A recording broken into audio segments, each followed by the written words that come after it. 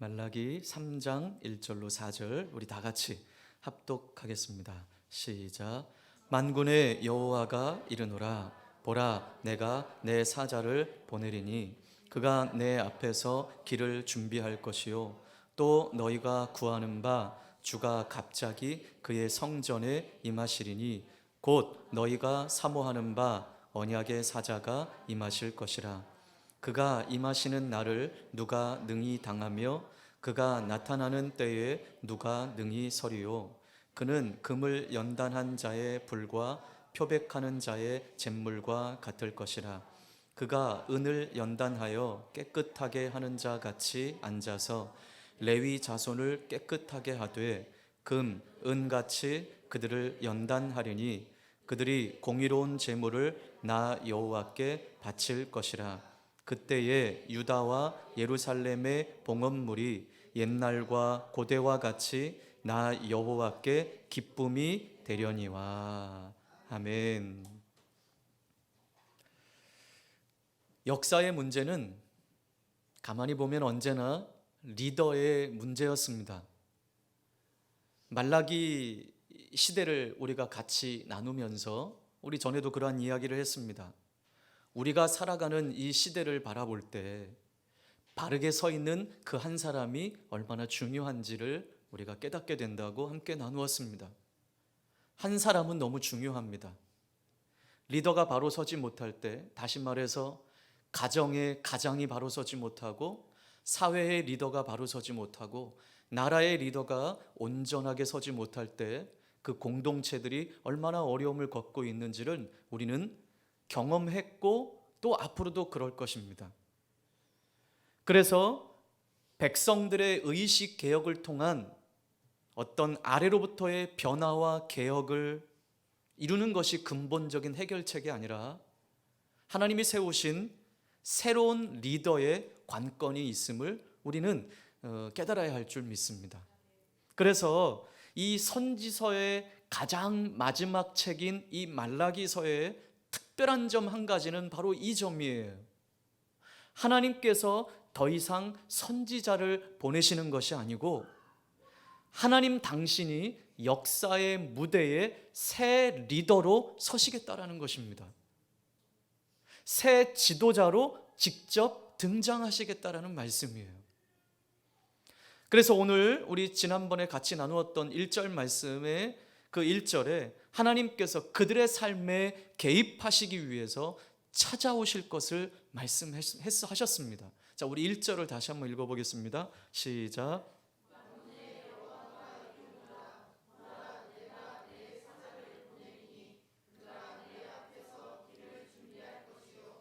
또 너희가 구하는 바 주가 갑자기 그의 성전에 임하시리니 곧 너희가 사모하는 바 언약의 사자가 임하실 것이라. 아멘. 하나님께서 오실 것이다.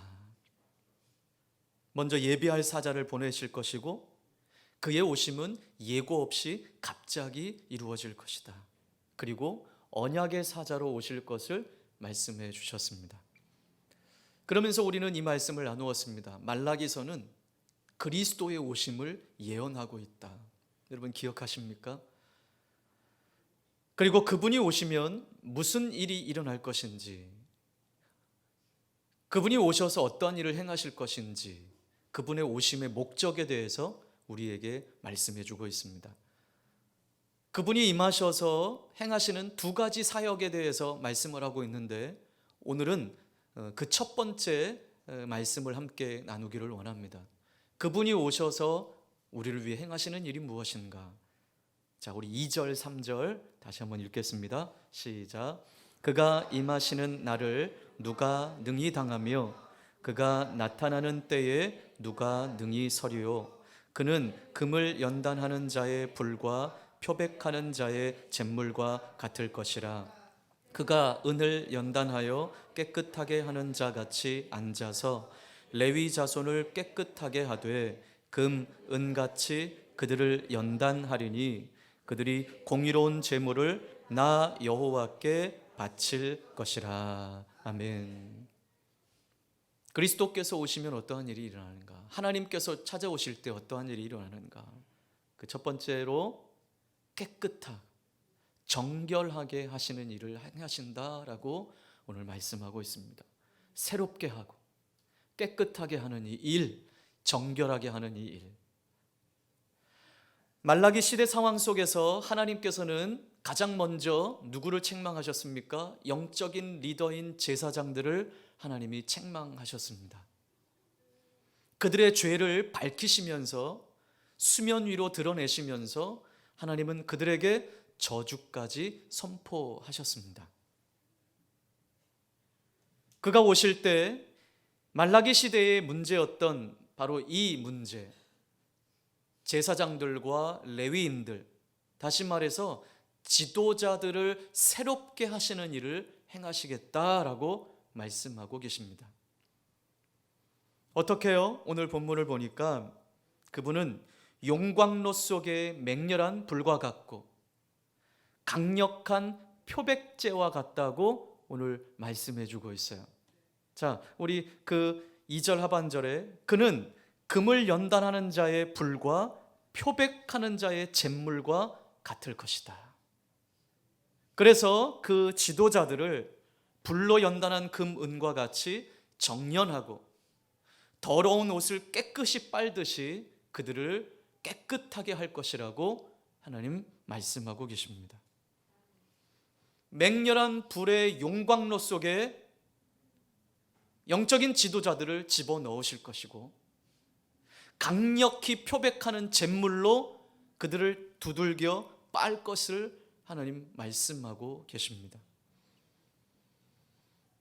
이 일을 통해서 하나님을 거역하는 모든 요소들은 다 소멸될 것이고 그들이 새롭게 될 것을 말씀해 주고 있습니다. 용광로 속에 들어간다. 그들을 깨끗하게 하기 위해서 두들겨 패며 잿물을 뿌린다. 그러면 그 사람들이 나만 할 것 같지 않은데, 그러나 하나님의 은혜와 하나님의 자비로 그들 자체가 소멸되는 것은 아니고 거룩하고 온전한 지도자로 하나님이 다시 새롭게 만드시겠다라고 하는 하나님의 의지가 담겨져 있는 말씀입니다. 그러니 이것은 하나님의 사랑이었습니다. 용광로 속에서 강력한 표백제로 그를 다듬고 새롭게 하시겠다라고 하는 하나님의 마음. 자, 이렇게 될 때 그 결과가 어떠한지를 3절 하반절에서 말씀해 주고 있습니다. 자, 우리 3절 하반절. 그들이 시작. 그들이 공의로운 제물을 나 여호와께 바칠 것이라. 아멘. 네. 거룩하고 온전한 지도자가 됐을 때 어떻게 할 수 있느냐? 그들이 공의로운 제물을 나에게 바칠 것이다. 이들은 이전에 하나님의 언약을 파괴했던 자들이었습니다. 그리고 하나님을 마음에 두지 않고 제멋대로 예배하던 자들이었습니다. 더군다나 백성들을 하나님의 말씀으로 잘 이끌어야 할 제사장들이 그랬고 레위인들이 그랬습니다. 그러나 이제 그들이 하나님의 용광로와 같은 그 사랑과 강력한 표백제로 그들을 새롭게 하실 때 그들은 신실하고 온전한 지도자로 만들어질 것이고 그 결과 그들이 의로운 제물을 하나님께 드리게 될 것이라고 말씀하고 있습니다. 여러분, 이들이 얼마나 하나님 앞에 제멋대로 있는지 하나님은 그들을 향해서 한마디로 이렇게 표현하셨죠. 나를 멸시하는 자들아, 나를 함부로 대하고 존경하지도 않고 내가 생각한 대로 제멋대로 예배했던 제사장들, 이들은 그동안 하나님을 위해서 뭔가 대단한 것들을 하고 대단한 예배를 드리는 것처럼 대단한 제물을 드리는 것처럼 했지만 여러분, 이들이 드리는 것은 쓸모없는 것들이었습니다. 쓰지 못하는 것들이었습니다.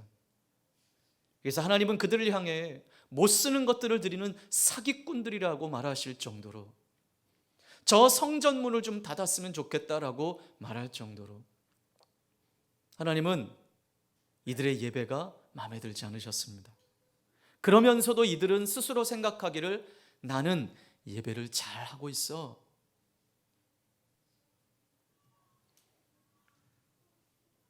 그러면서 우리는 이 말씀들을 우리 계속해서 우리 말라기를 나누면서 우리의 자신들을 돌아보자고, 우리의 예배 생활을, 우리의 예배의 삶을 돌아보자고 함께 나누었습니다. 여러분, 우리가 이 말씀을 지난 2개월 또 이렇게 같이 나누면서 여러분의 예배의 태도는 얼마나 달라지셨습니까? 하나님을 향한 우리의 마음은 얼마나 달라지셨습니까? 하나님은 우리를 회복시키시기를 원하십니다. 새롭게 하기를 원하십니다. 정결하게 하기를 원하십니다. 자, 하나님께서 이들을 새롭게 하심으로 이들이 온전하고 신실하고 깨끗하게 됐을 때 이들 자신들만 하나님이 기뻐하시는 예물을 드린 것이 아니라 더 나아가서 지도자들이 회복되니 백성들에게까지 변화가 일어나게 되었습니다. 자, 4절 시작.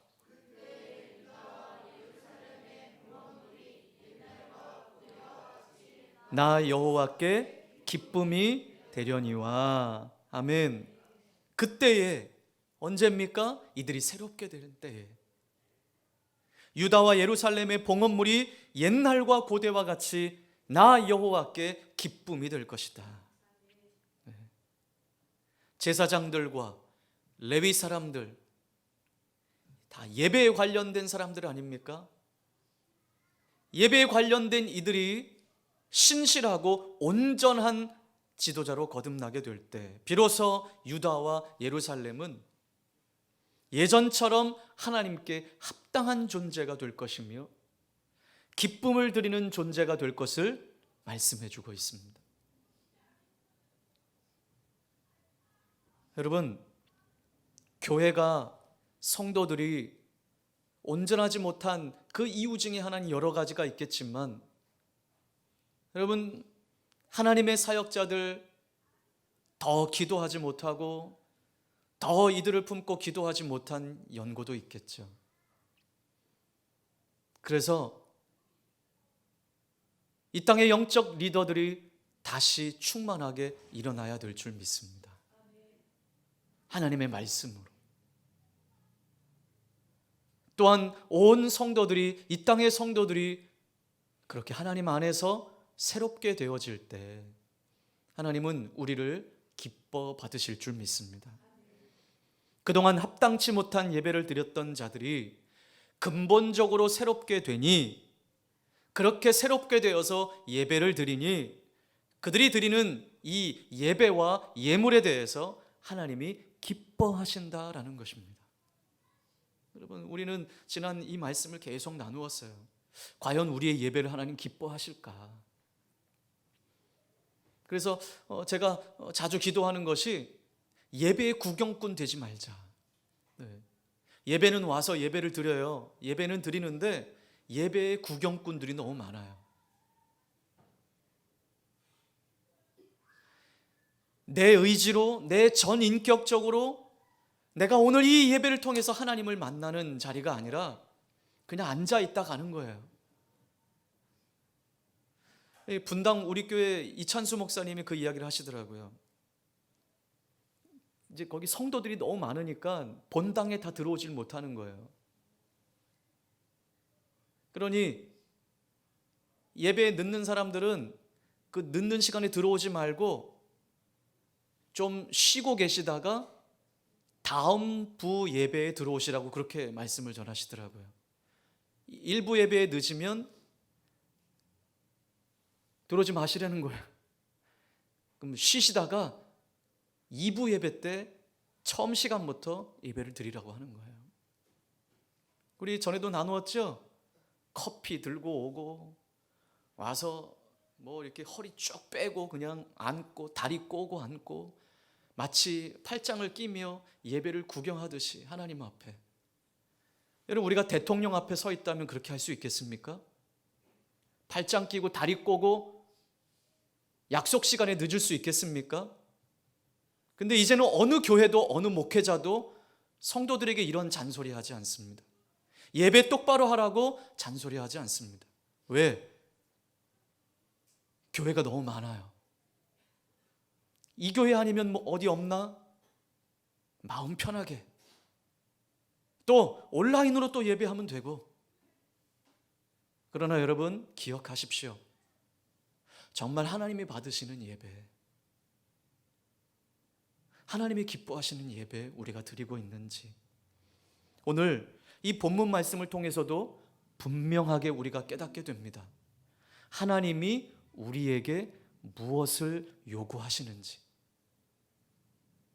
하나님이 무엇을 기뻐하시는지 명확하게 오늘 본문 말씀을 통해서 우리가 깨닫게 됩니다.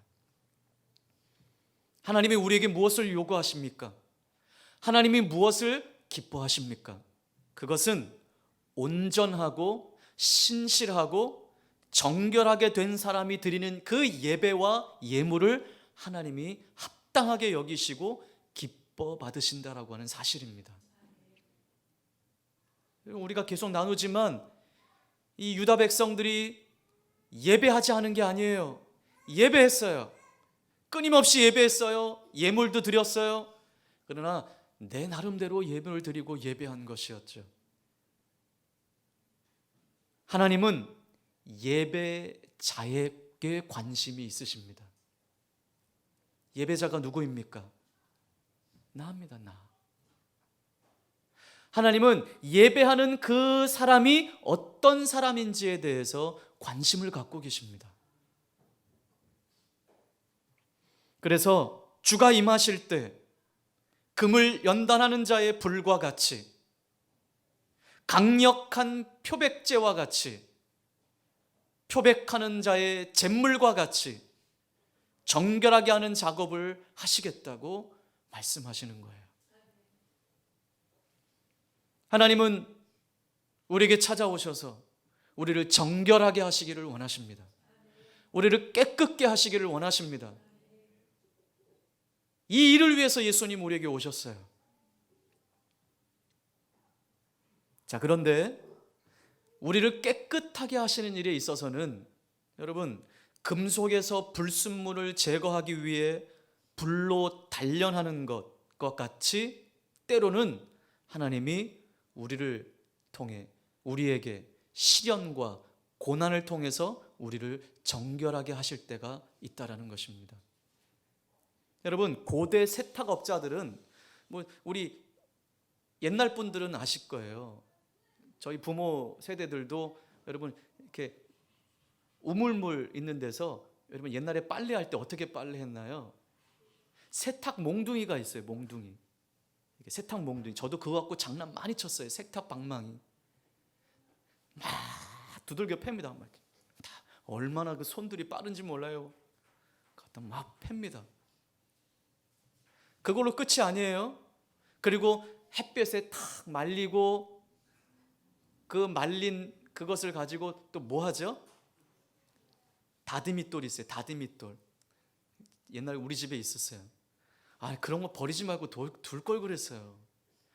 다리밑돌 위에 놓고 또 이렇게 둥그런 몽둥이 같은 그걸 두 개를 가지고 얼마나 리드미컬하게. 여러분, 제가 왜 이렇게 리듬이 좋은지 아세요? 찬양을 잘하는지 아세요? 우리 어머님이 리듬이 좋으시는 따다닥닥닥닥닥 이 다리밑돌 하시. 그러면요 그것이 쫙 펴져요.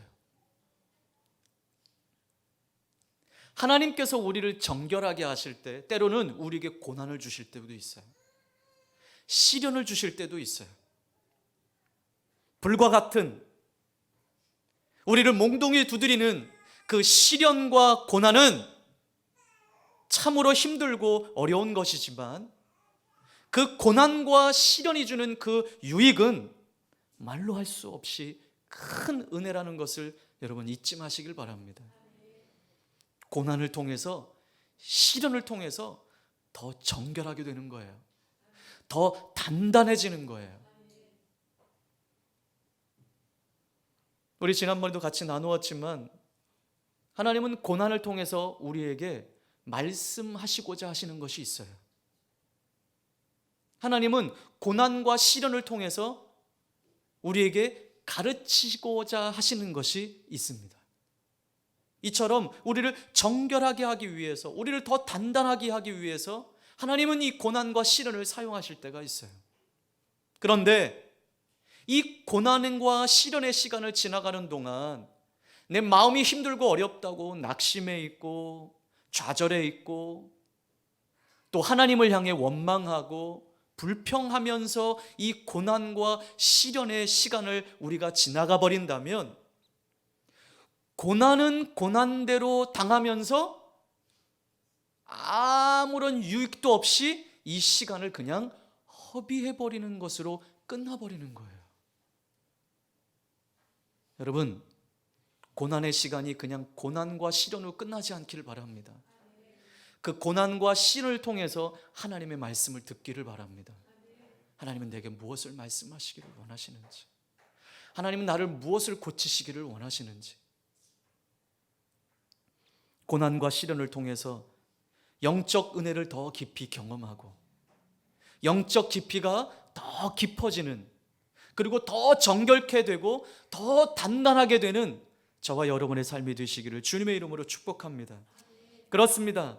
주님이 우리에게 오신 것은 우리를 죄로부터 정결하게 하시기 위해서 오셨습니다. 그 죄를 씻어내시고 깨끗게 하시기 위해서 주님이 이 땅에 오셨습니다. 그날이 성탄절이에요. 그날이 성탄절이에요. 우리 성도들에게 뭐 이렇게 때마다 이 성탄절이 되면 강조하는 것이 있는데, 여러분, 성탄절날 우리끼리 선물 주고받고 하지 맙시다. 이 성탄절, 크리스마스 선물이에요. 제가 어제 우리 딸한테도 그런 얘기했어요. 뭐 크리스마스 선물을 준, 무슨 크리스마스 선물이야? 전혀 예수와는 상관없이 지네들끼리 선물 주고받고 크리스마스야. 목사님 너무하신 거 아닙니까? 우리가 다 예수 안에서 선물 주고받고 하는 겁니다. 예, 그러면 좋겠죠. 근데 정말 예수 생명이 우리 안에 있습니까?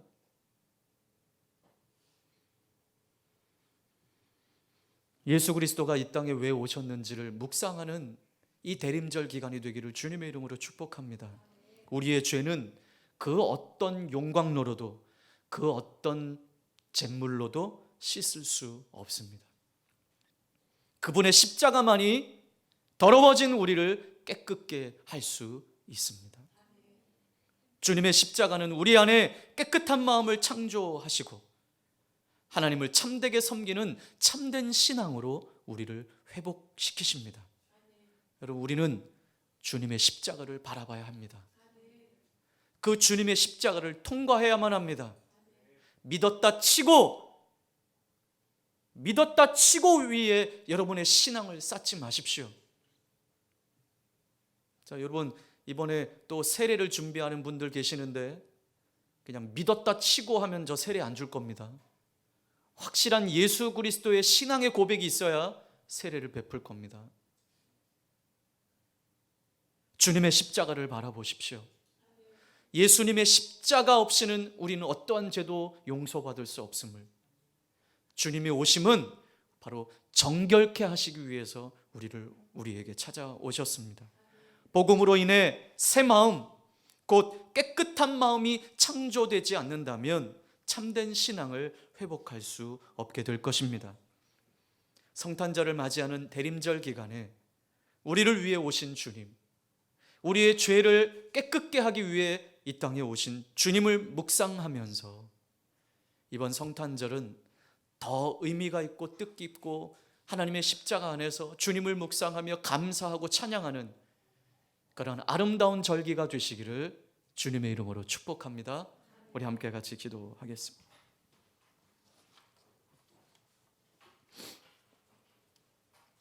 주님이 이 땅에 오심은 우리 죄를 사하시기 위해서 오셨습니다. 우리를 깨끗게 하시기 위해서 오셨습니다. 때로는 그 깨끗게 하심과 정결하게 하기를 위해서 우리에게 시련과 고난을 주실 때도 있지만 이 시련과 고난을 통해 우리가 더 정결해지고 더 단단해지는 영적 깊이가 더 깊어지는 자리가 되기를 원합니다.